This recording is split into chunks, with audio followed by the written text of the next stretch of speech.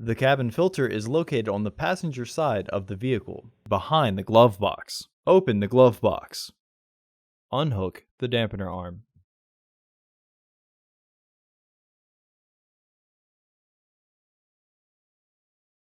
Push in on both sides of the glove box to release the stops.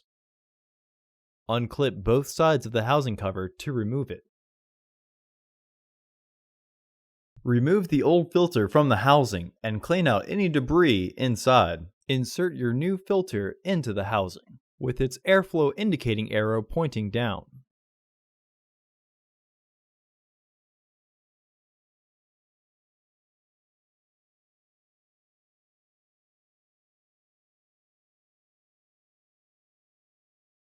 Reinstall the housing cover.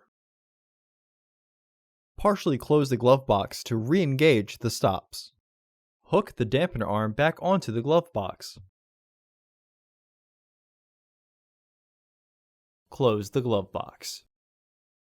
For the best price, visit undercarexperts.com and don't forget to subscribe to our channel.